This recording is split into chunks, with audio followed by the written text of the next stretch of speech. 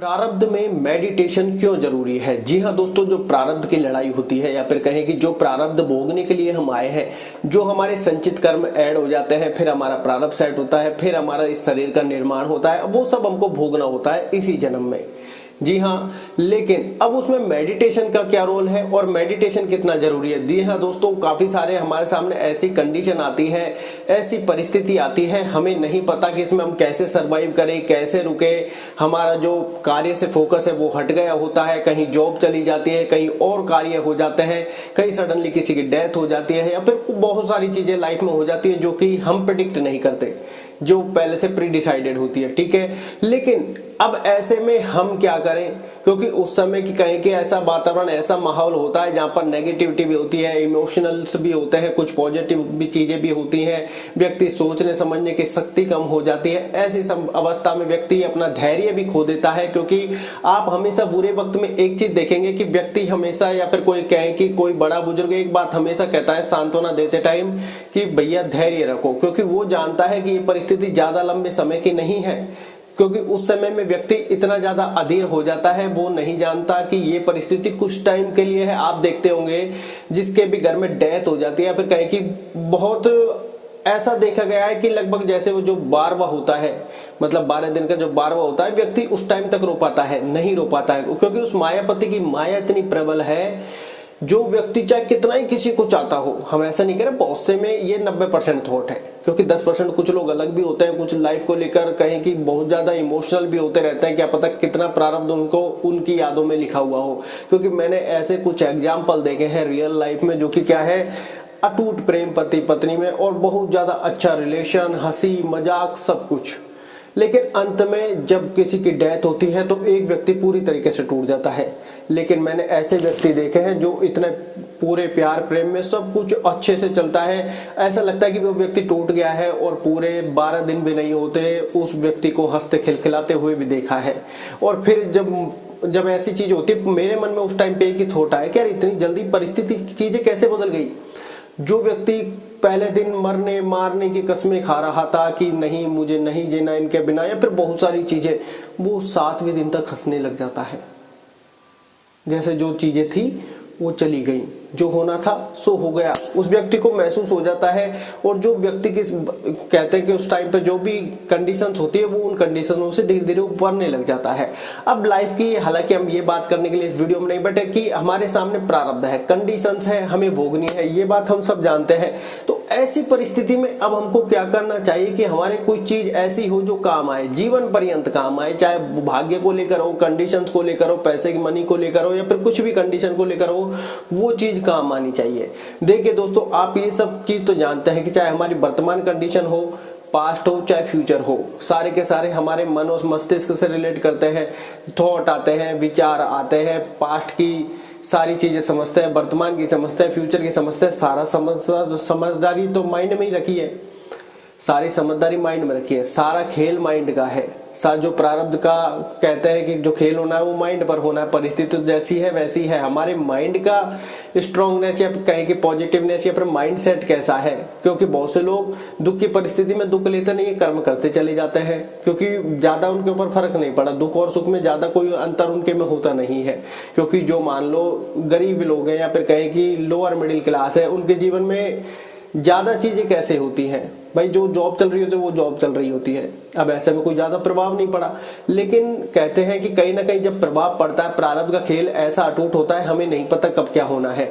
उस समय में कोई हमारे साथ नहीं होता और कोई हमारे साथ खड़ा नहीं होता। ऐसे समय में आपके एक ही चीज काम आएगी, अगर आप पर्सनली गौर करें और अच्छे से फोकस करें, एकांत में बैठकर इसके ऊपर विचार करें कि ऐसी क्या चीज है, तो वो है मेडिटेशन।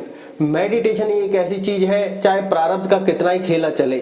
अभी आप बहुत से लोग ऐसे रिलेट करते हैं, प्रारब्ध में जब दुख भोगना लिखा है तो फिर मेडिटेशन क्या कर लेगा, और मेडिटेशन इतना जरूरी क्यों है, और हमको मेडिटेशन करना नहीं करना, या फिर कहें कि उस समय पे मान लो हमारे मेडिटेशन करना ही नहीं लिखा। देखिए दोस्तों, अगर आज आपको वीडियो मिल रही है, ये भी किसी कारण से मिल रही होगी, जरूर नहीं है आपको दुख भोगने के, सुख भोगने के लिए मेडिटेशन की आवश्यकता पड़ती है, क्योंकि हमारे पास सुख है, अथाह पैसा है, सारी कंडीशंस अच्छी है, लेकिन उसको अच्छे से ऑब्जर्व ग्रहण करना भी तो आना चाहिए। और फिर कहें कि मान लो सारी परिस्थिति अच्छी है लेकिन आपके अंदर भय, डर, शर्म, कोई ना कोई ऐसी चिंता है, तो फिर आप क्या करोगे उस पैसे का? क्योंकि पैसे से बड़ी बीमारियां भी ठीक नहीं होती है, बहुत से ऐसे उदाहरण हैं।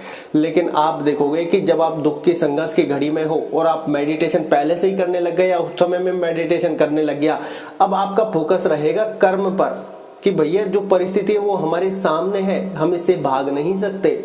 हम सोचते हैं कि इससे भाग जाएंगे, ये परिस्थिति टल जाएगी, नहीं, ये भोगना लिखा है तो ये भोगना निश्चित है। आप अपने माइंड सेट को बदल लो, क्योंकि वो कहते हैं ना कि परिस्थिति तो सबके साथ है, सिर्फ नजरिए की बात है। तो आप अपने नजरिए को बदल लो कि भैया सामने कंडीशन है, भोगनी है, आप रोकर भोगोगे या हंसकर भोगोगे, ये आपको फैसला करना है। आप मेरी बात अच्छे से समझ पा रहे होंगे कि फैसला आपको करना है। आप अब ये तो मानते हैं कि हाँ भैया प्रारब्ध है, भाग्य है, लक है, कुछ भी है, भोगना हमको है, परिस्थिति हमारे सामने आ गई है, अब आपको डिसाइड करना है, मतलब हमको डिसाइड करना है कि हमको हंसकर भोगना है, रोकर भोगना है। क्योंकि हम रोकर भोगेंगे जब भी वो ऐसे ही रहेगी, हंसकर भोगेंगे जब भी ऐसे ही रहेगी। हालांकि ये सब कहने वाली बात है कि परिस्थिति जब आती है तो चिंताएं हो जाती है, गंभीर चीजें हो जाती है, तो मेडिटेशन इसी का नाम है। वो आपके माइंड सेट को इस तरीके से बदल देगा, आपका फोकस रहेगा सिर्फ कर्म पर। परिस्थिति जैसे भी है फिर भी आप सामना करोगे, परिस्थिति जैसे भी आप संघर्ष करोगे, टिके रहोगे मैदान में। परिस्थिति चाहे जैसे भी है, आपका मन हमेशा शांत रहेगा, और मन जितना शांत उतनी अच्छी अंदर से स्ट्रॉन्गनेस आएगी, अंदर से आप ताकतवर बन जाएंगे, अंदर से लड़ने की क्षमता बढ़ेगी, पेशेंस बढ़ेगा, धैर्य बढ़ेगा, सहन शक्ति बढ़ेगी।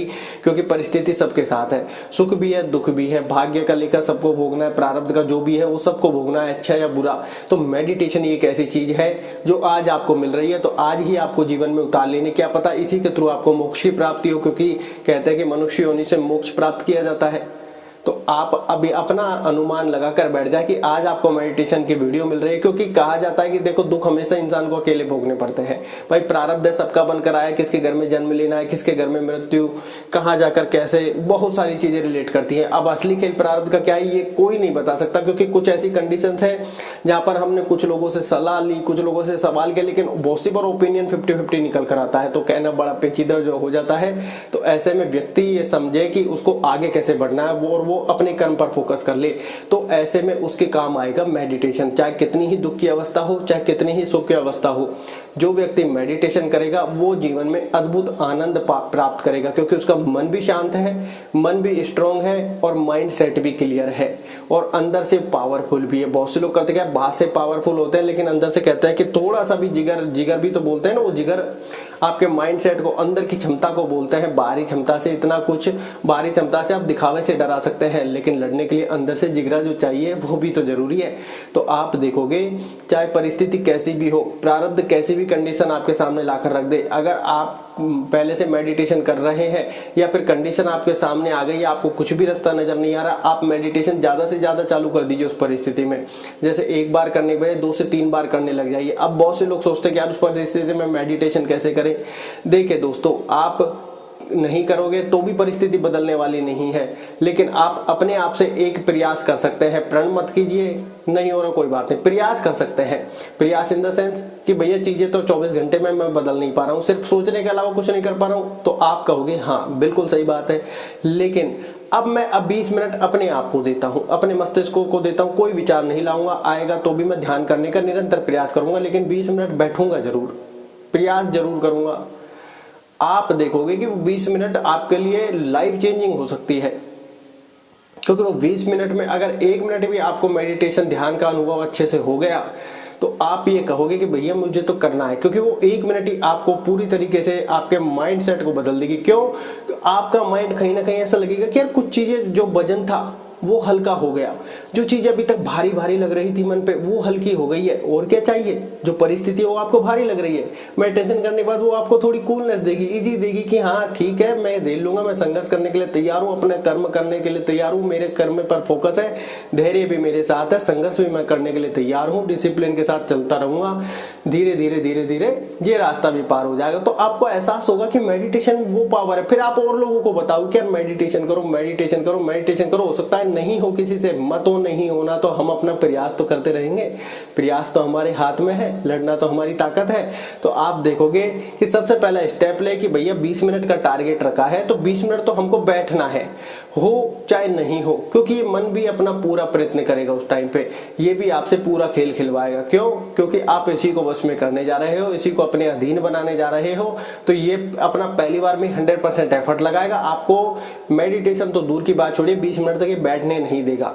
तो सबसे पहले आप कहें अपने आप से कि भैया 20 मिनट बैठना है, चाहे आप अलार्म लगा के बैठ जाए कि भैया 20 मिनट बैठना है, उससे पहले खड़ा नहीं होना है। चाहे मन तो हमारा 1 सेकंड भी ध्यान नहीं लगने दे, इधर उधर भटकाए, चाहे सब कुछ सोचता रहे, तो भी हमको 20 मिनट से पहले नहीं उठना है और निरंतर प्रयास करते रहना है। इसलिए कहा जाता है कि ज्यादातर इसको ब्रह्म मुहूर्त में या सुबह जगने के बाद करना चाहिए, क्योंकि उस समय सबकॉन्शियस माइंड भी सबसे ज्यादा एक्टिव होता है। और उस समय पर क्या है, जैसे हम सोकर जागते हैं तो एनर्जी होते हैं और बहुत सारे थॉट हमारे पास उस समय होते नहीं है, इसलिए उस टाइम को सबसे बेस्ट कहा गया है।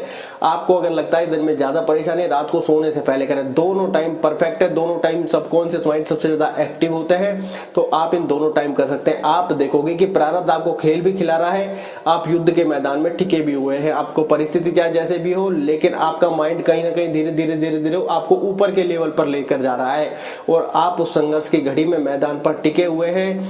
इसलिए मेडिटेशन हर हाल में जरूरी हो जाता है, क्योंकि आप देखोगे आपके उस परिस्थिति में कोई भी आपके साथ नहीं है। आप देखोगे उस परिस्थिति में कोई भी आपके साथ नहीं है, ना फाइनेंशियल, ना कोई मित्र खड़ा है, ना रिश्तेदार इधर से टांग खींच रहे, कोई उधर से पिंच मार रहा है, कोई उधर से चिंगारी जला रहा है हमारे। और आप देखोगे कि आप युद्ध के मैदान में अकेले हो, इधर से भी तीर उधर से भी तीर, लेकिन आपके पास मेडिटेशन है तो आप शांत रहोगे और जो सारे तीर पड़ रहे हैं उनको अपने सीने में चिंगारी बना लोगे। चिंगारी वो लगा रहे हैं तो आप उसको आग में बदल लोगे कि भैया अब इनको कुछ करके दिखाना है। सक्सेस जब मिल जाएगी, जवाब इनको अपने आप मिल जाएगा, मुंह से जवाब देने में कोई नहीं है। क्योंकि हमेशा प्रण करने से बचे और प्रयास प्रण से कम भी ना करें। जी हाँ, क्योंकि हम बहुत सी बार प्रण करके फंस जाते हैं कि प्रारब्ध हमको हो सकता है नेक्स्ट स्टेज पर ले जाना चाहता हो और हम उसको प्रण करके वहां पर ऐसे बैठ जाते हैं कि भैया ये होना और मैंने कमिटमेंट की है। और बहुत से लोग जब वो नहीं हो पाते तो गलत स्टेप का शिकार हो जाते हैं। जी हाँ, ऐसा प्रारब्ध अपने लिए सेलेक्ट कर लेते हैं, ऐसी चीजें सेलेक्ट कर लेते हैं। क्यों? कहीं ना कहीं उनके मन में डर होता है, अब भय होता है कि फलाना क्या कहेगा, ठिकाना क्या कहेगा। तो इसलिए कहते हैं शांत रहकर हमेशा अपना प्रयास करते रहें। मैं करके दिखाऊंगा, ऐसा प्रयत्न ना करें कि आपने करके नहीं दिखाया तो आप अपने आपको अंदर अंदर कोसते रहें। तो आप अपना काम शांति से करें कि भैया मेरा जीवन है, शांति से जीने दो और मैं जो कर रहा हूँ एक एफर्ट तो लगा के देखूंगा। अपना मैं प्रण नहीं करता, लेकिन प्रयास प्रण से कम नहीं करूंगा, ये बात आप ध्यान रखें। तो ऐसे में आप देखोगे कि आपकी मानसिक स्थिति बदल रही है। आप देखोगे नहीं हुआ, आपको परिस्थिति किसी दूसरे स्टेज पर लेकर जानी है तो आप कहोगे कोई बात नहीं, मैं ये करने के लिए भी तैयार हूं। ऐसे में व्यक्ति फंसता नहीं है और अपने कर्म के रथ पर आगे बढ़ता रहता है। कभी भी व्यक्ति रुकता नहीं है, हार मानता नहीं है, क्योंकि उसने कमिटमेंट ही नहीं की किसी से। बहुत सी बार ऐसा बोलते हैं कमिटमेंट करनी चाहिए, नहीं करनी चाहिए, इसमें भी कहते हैं मामला 50-50 होता है। लेकिन जो मैंने अपने एक्सपीरियंसेस से जो महसूस किया वो यही है कि अगर अपना काम कर रहे हो तो इतनी शांतिपूर्ण तरीके से करो कि सफलता शोर मचा दे। इतना तो मैं जानता हूँ कि भैया ये सही है, क्योंकि अगर आपने सामने वालों को 10 बातें बता दी कि भैया ये तो मैं करके ही मानूंगा और वो आपके प्रारब्ध में ही नहीं है, तो आप वहां पर फंस जाओगे कि प्रारब्ध अब आपको दूसरी दिशा में लेकर जा रहा है। आपने कहा कि जैसे ABCD है, मैं एक A पर ही अपनी सफलता अर्जित करके मानूंगा, जबकि आपको प्रारब्ध मिलने वाला है D पर आपको सफलता मिलेगी, पहली जो वहां मिलेगी। लेकिन अब आप फंस गए, A पर प्रण करके बैठ गए अपना।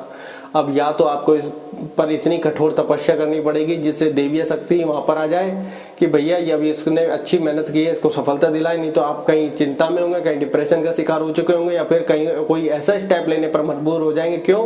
क्योंकि आपने जिन लोगों से कमिटमेंट की है वो तो पिंच मारेंगे, वो तो अपना काम करेंगे और आप अपना काम अब कर नहीं पाए और आप अपने लाइफ में कहीं ना कहीं अंधकार देखोगे। तो ऐसा प्रण किसी से मत करो। फिर किसी से प्रण करना ही क्यों है? लाइफ उसकी है नहीं, लाइफ हमारी है और हम इसको पूर्णतः काम में लेंगे, यूज में लेंगे। प्रकृति जो हमसे कर्म करवाना चाहेगी हम करेंगे, जो हमें अच्छा कर्म लगेगा वो हम करेंगे, दूसरे को क्या ही लेना देना। तो आप ऐसा सोचकर हमेशा जो भी कार्य करें उसको प्रण चाहे ना करें, लेकिन प्रयास प्रण से कम भी ना करे। तो आप इस समय पर देखोगे कि आपके ऐसे थॉट प्रोसेस को अच्छा करने के लिए भी मेडिटेशन काम आएगा।